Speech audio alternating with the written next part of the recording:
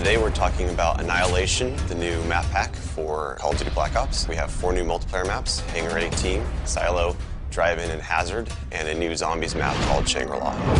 Hangar 18 is based in the highly controversial Area 51, and it has a lot of Easter eggs that play up the conspiracy theory aspect. Hangar 18 is a medium-sized map. It has a pretty classic multiplayer gameplay structure. All the paths lead through and around the hangar. It kind of caters for all game types. You've got your close quarters going through the hangar. You've also got some sniper points as well. Strategically, you want to hold down the hangar. If you can work with your teammates to really control the 4 main flow points, then you're going to dominate the map.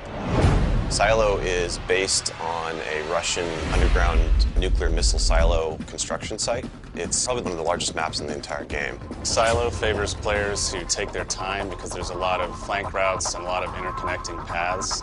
So players who are smart and use decoys and pay attention to the mini-map are going to be more successful. You can't really stick around in one place for too long because you're going to get shot from multiple angles. You really need to learn how to play the map, how the paths flow, and you need to stay on the move.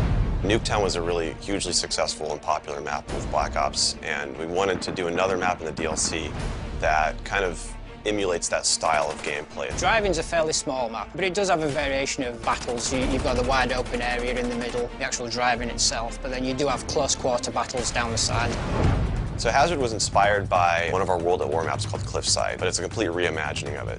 We've actually turned it into a golf course. It's a great level. Hazard is probably one of the only maps in the game that focuses almost exclusively on long-distance engagements, and the long-range snipers and LMG gunners and assault rifle guys are going to have an advantage. You're definitely going to want to avoid the fairway if you're not a sniper and stick to the edges of the map where there's some more intense choke points and medium-range engagements.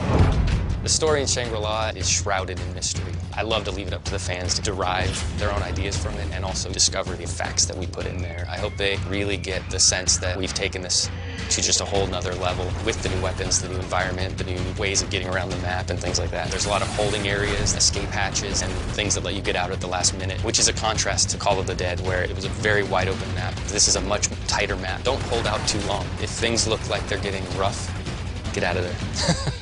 It's time to go. With Annihilation, we had a goal that we really wanted to push the visuals in all the maps. Each map feels very unique from one another. They feel like the kind of maps that you just want to spend a lot of time in. Annihilation hits Xbox Live Marketplace on June 28th.